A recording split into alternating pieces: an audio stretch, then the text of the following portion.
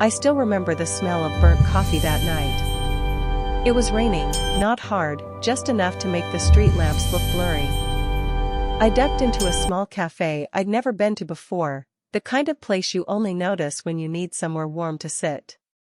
My shirt was damp, and I kept rubbing my palms together, trying to chase away the cold. I was halfway through ordering when I heard her laugh. Not loud, just low, controlled. Like someone trying not to draw attention. She was sitting by the window, alone, a paperback flipped open in front of her. A black cardigan draped over her shoulders. Her hair, a little damp at the ends, stuck to her cheek. I don't know why I kept looking, but something about the way she folded her napkin, slowly, like she needed her hands to be busy, caught me. When the barista handed me my drink, I realized I'd forgotten to ask for sugar. I turned, and she was looking right at me. "You always drink it plain?" she asked. I froze for a beat longer than I should have. I guess tonight I do," I said, holding up the cup like proof. She smiled, small, uncommitted. "I used to drink it black too," she said, tapping her book lightly, as though the memory had weight. Stopped. Got tired of pretending to like bitter things. I didn't know what to say to that. I just nodded, maybe too quickly, and started walking toward an empty corner table. But she spoke again. "Your sleeves are soaked," she said softly, without looking up this time. "You should roll them up before you get sick." There was no reason for her to notice something like that. No reason for me to care that she did. Still, I sat down and did exactly what she said. I tried not to watch her, but my eyes kept drifting back. She wasn't reading, not really. She kept flipping the same page, thumb tracing the edge like she was somewhere else entirely. At one point, her phone buzzed. She looked at it, frowned faintly, and turned it face down without opening it. I wondered if she was waiting for someone.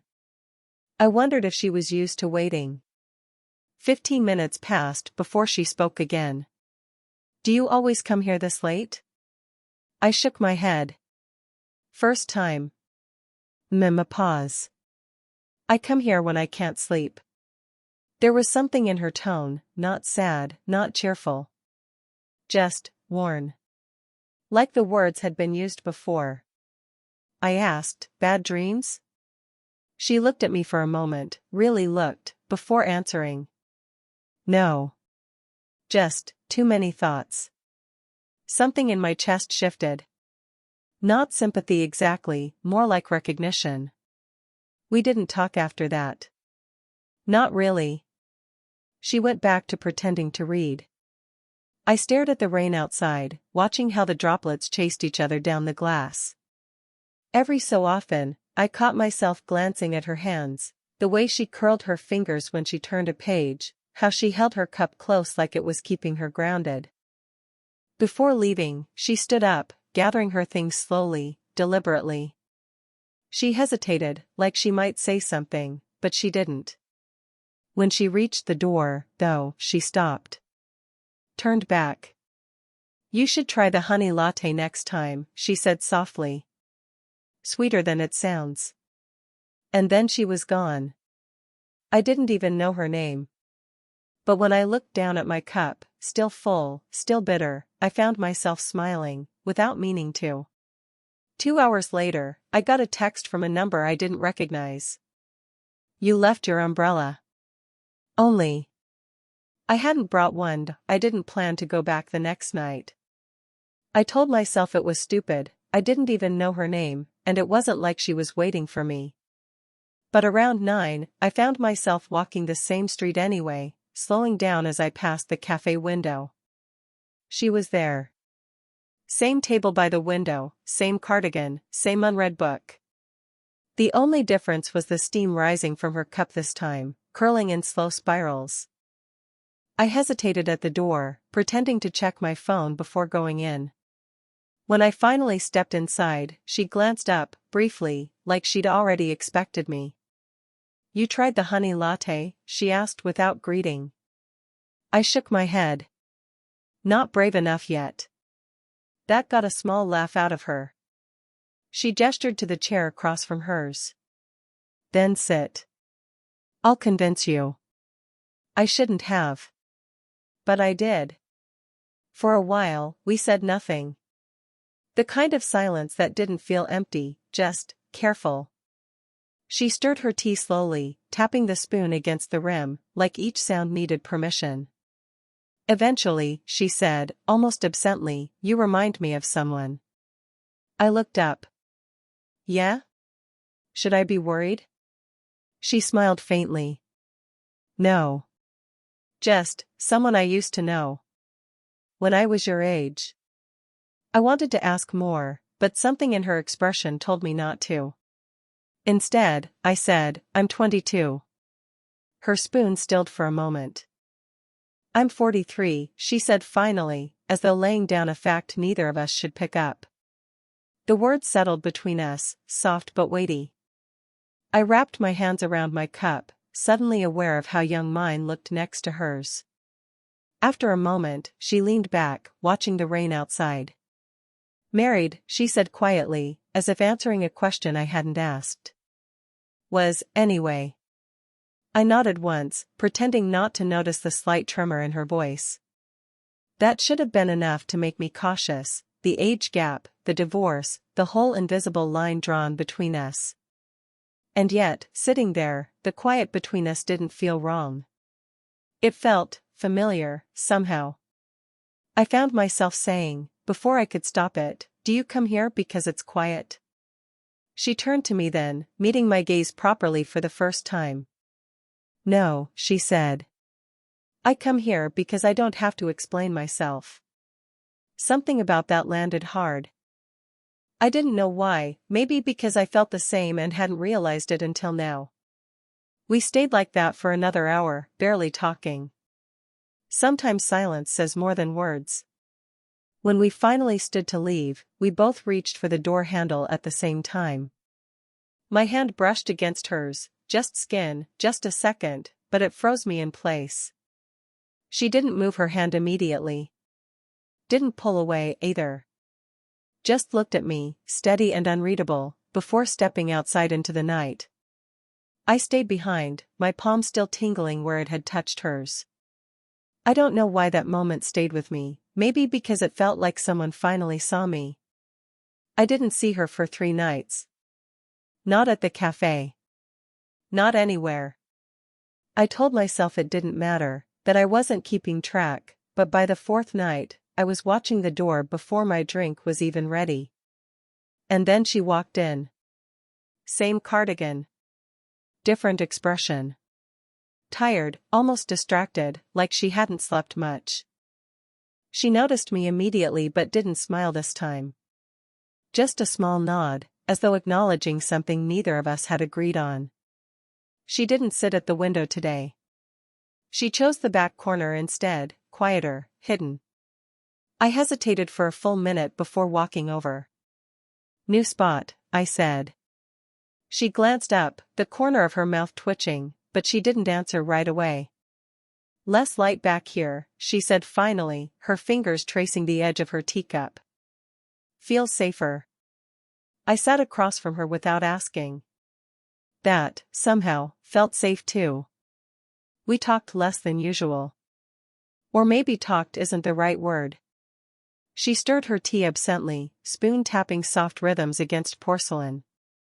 I kept folding and refolding my napkin, straight lines ruined by restless hands.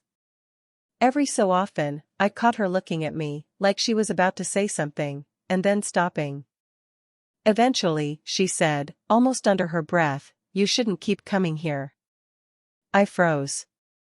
Why? Because, she stopped herself, lips parting, then pressing shut. A tiny shake of her head, like she was correcting her own thought. It's nothing. Forget it. But it wasn't nothing. The silence stretched until it felt heavy. My throat was dry, but I forced myself to speak. You don't want me here? Her gaze dropped to her cup. That's not what I said. Before I could reply, the cafe door opened. A rush of cold air, footsteps, and then someone called out her name, casual, familiar. A man, maybe late 40s, holding a shopping bag. He smiled when he saw her, came straight over, rested a hand lightly on her shoulder. She stiffened, just barely, but enough for me to notice. "This is Daniel," she said quickly, like she wanted it out of the way. "He's an old friend." I nodded. Tried to smile. My chest felt tight. Daniel didn't sit down. He just touched her shoulder again, said something about catching up later, and left as quickly as he came. She didn't look at me after that. Not for a long time. When we finally stood to leave, we walked out together but slower than usual. The air smelled like wet pavement, soft and metallic. At the crosswalk, she stopped, turning to me. "You shouldn't," she started, then faltered. Her hand lifted slightly, like she might reach for me, then dropped back to her side. I stepped closer without thinking, close enough to see the reflection of the streetlights in her eyes. My breath caught. Neither of us moved. Neither of us spoke. And then the light changed, and she stepped back. Found her outside the cafe this time. It was late, past 10, and the place was already closed. She was sitting on the low stone wall by the side entrance, one hand curled around a paper cup, the other buried in her cardigan sleeve. I almost walked past her, I should have, but she looked up before I could. "You're late," she said softly, like we'd made plans we hadn't. I hesitated before answering. "Didn't think you'd be here." "Neither did I." I sat beside her, leaving just enough space between us that it felt intentional. The street was quiet except for the faint hum of a passing car now and then. She took a sip from her cup and grimaced. "Cold," she murmured, setting it down. For a while, we said nothing. Our breaths were small clouds in the night air. Then she asked, without looking at me, "Who was she?" I blinked. "Who?" "The girl you were talking to yesterday. By the counter." I frowned, caught off guard. "She's just a classmate." A faint nod. "Pretty," she said, almost too casually. It took me a second to understand, she wasn't really asking about the girl. "You thought I stopped, unsure how to finish." Her silence was answer enough. I leaned forward, elbows on my knees, staring at the pavement. I didn't even notice her, honestly. Out of the corner of my eye, I saw her hands tighten in her sleeves, knuckles pale. She breathed out slowly, like she was trying to steady herself. "I shouldn't care," she said finally, almost whispering. "I don't even know why She stopped. Shook her head. "Forget it." I turned to her, but she kept her gaze fixed on the street. "You do care," I said quietly, surprising even myself. That made her look at me, really look. Something flickered there, something unguarded and raw, like she wanted to deny it but couldn't. "I can't," she said, the words sharp but fragile. "I can't afford to." We sat there, the weight of what she didn't say pressing between us. The cold had crept into my hands, but I didn't move. "I'm not trying to make this harder," I said, my voice low. I don't want to pretend I don't feel it." She inhaled sharply, like the air itself stung. For a long moment, she didn't answer. Then she leaned back against the wall, closing her eyes briefly before opening them again. "You're too young," she said. "You keep saying that," I murmured. "But you're still here." Her lips parted, but no sound came. The silence stretched until it became unbearable. I felt myself leaning, just slightly, like gravity itself was conspiring against me. Her hand lifted, barely, as though to stop me. But she didn't. And just as the space between us narrowed, she whispered, almost inaudibly, "What are we doing?" She stopped coming to the cafe. First one night, then two. By the fourth, I started telling myself she was just busy, that nothing had changed. But the empty chair by the window stayed empty, and somehow that silence felt heavier than any goodbye. I kept going anyway. Every night, same table, same drink I barely touched. It wasn't hope exactly. More like habit. On the sixth night, I saw her, but not inside. She was across the street, walking fast, shoulders tucked into her cardigan, phone pressed to her ear. I almost called out. I almost stood. But then she laughed at something, a soft, unfamiliar laugh, and turned the corner before I could move. That laugh stayed with me the whole night. 2 days later, she showed up. I nearly didn't recognize her at first. Same cardigan, same damp hair, but something different in the way she carried herself, quicker, guarded, like she'd built a wall overnight. "Hey," I said carefully. She didn't sit this time. Just stood by my table, hands in her sleeves, twisting the fabric. "I won't be around much," she said. "Things are complicated right now." I nodded, pretending to take it casually, but my chest tightened anyway. "Complicated how?" Her eyes flickered, like she considered answering, then looked away. "My daughter's home," she said finally. "She's 23. It took me a second to do the math. She didn't give me time to react before adding, "And Daniel, the man you saw? We used to be married."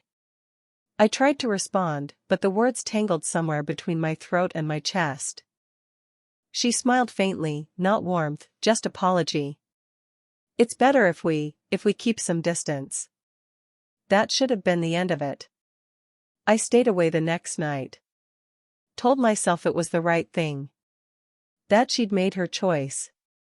But the night after, I found myself outside the cafe anyway, staring through the window like some stranger. She wasn't there. Neither was her book. I didn't go in. Just stood under the street lamp, letting the rain soak my jacket, watching the lights blur against wet glass. My phone stayed heavy in my hand the whole time. I typed a message, erased it, typed again, "I miss talking to you." I stared at it for a long time, thumb hovering over send. Then I locked the screen instead. Walking home, the city felt muted, like everything had been turned down half a notch. Every sound, every light, just quieter. I didn't feel heartbroken. I felt paused. Like life forgot to finish the sentence. "It happened on a Tuesday." I wasn't planning to see her, but somehow my feet carried me there anyway. The rain had stopped hours ago, leaving the streets damp and shining under the dim yellow glow of the street lamps. I found her standing outside the cafe. Not sitting, not reading, just standing, arms crossed, looking like she'd been waiting. "You're here," I said, my voice quieter than I meant. She nodded once, not meeting my eyes. "I thought about texting." "Why didn't you?" A pause. She breathed in, slow and shallow, before answering. "Didn't know if I wanted you to come." I didn't know what to say to that. So I said nothing. We walked instead. Side by side, no destination, just empty streets and the soft sound of our shoes on wet pavement. After a while, she spoke, softly, almost like a confession to the air, not to me. "My daughter asked if I was seeing someone," she said. I told her no. I slowed a little. "Because it's true, or because you had to?" Her lips curved faintly, but it wasn't a smile. "Both." I let the silence sit between us, heavy but not unbearable. We ended up at a small park nearby, the one with the old wooden benches no one ever uses after dark. She sat first, pulling her cardigan tighter around her. I sat beside her, close enough to feel the warmth radiating from her skin but not close enough to touch. She rested her elbows on her knees, staring down at the wet gravel path. "I keep telling myself this is wrong," she said finally. "That I shouldn't be here with you. That I should walk away." "And yet," I said softly. "And yet," she echoed, almost like an admission. I hesitated before asking, why do you keep coming back? Her hands twisted in her sleeves, knuckles pale again. For a moment, I thought she wouldn't answer.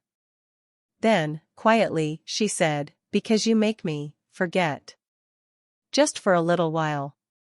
I didn't know what to do with that, the weight of it, the fragility behind her voice. I stared at the ground, at the dark puddle reflecting the faint glow of the lamps. I don't want to be something you forget, I said, barely above a whisper. She turned to me then, finally meeting my eyes. There was something raw there, unshielded, like she'd dropped all the careful distance she'd been keeping. You're not, she said simply. The words hung there, quiet but irreversible. Neither of us moved. Finally, she reached over, slow, hesitant, and touched my hand. Just fingertips, nothing more. It was the smallest gesture. But it felt like choosing. She exhaled softly, almost like a surrender, and said, okay. It's been 6 months since that night on the bench. We never called it anything. What we were. What we are. Maybe that's why it works. I still go to the cafe most evenings, but not for the same reason. She comes too, sometimes early, sometimes late, never checking first to see if I'll be there. But she always finds me. And every time, she still asks the same thing, half-smile curling at the edge of her lips, black coffee again? Not anymore, I say, holding up the honey latte she made me try months ago. I've evolved. She laughs, that soft, low laugh that made me look up the first night. I didn't realize back then how rare it was. How much it meant when she let it out. Life hasn't gotten simpler. Her daughter knows now, not everything, but enough. Daniel is still around sometimes. The past doesn't leave just because you want it to. And me? I'm still figuring things out, still 22, still caught somewhere between the boy I was and the man I'm trying to be. But somehow, between all of it, we've carved out this small, steady place where we can just breathe. Some nights we don't even talk. We sit by the window, 2 cups of tea between us, watching the rain blur the street outside. Other nights we walk, same old streets, same old silence, but it feels different now. Fuller. Easier. Like we stopped running from it. Last week, we found ourselves back at the park. Same bench. Same damp wood, peeling paint, uneven gravel path. You remember? I asked. Her eyes softened, gaze sweeping over the lampposts and the cracked pavement. I do, she said quietly. I remember thinking we shouldn't be here. And now? She didn't answer right away. Instead, she leaned back, arms folded loosely, watching the branches sway in the wind. Now, she said finally, I think we needed to be. Tonight, she's at my place for the first time. Small kitchen, single lamp on, kettle hissing softly. She leans against the counter, cardigan sleeves pushed up, hair tied loosely at the back. I pour her tea. She pours me coffee. No sugar for me anymore. No pretending for her anymore. We don't need to name it. We don't need promises. All we have is this, 2 mugs, steam rising, quiet music humming low from the other room, and her hand resting lightly on the table, close enough that mine brushes against it without thinking. She doesn't move away. Neither do I. I glance at her and smile, just slightly. She catches it, smiles back, that small, unguarded one that only I get to see. And for the first time, I realize, this isn't about the cafe. Or the rain. Or even the night everything started. It's about this quiet knowing. About staying. Did this story stay with you? What kind of quiet, real love stories do you want me to write next? Tell me below, your story could be the next one.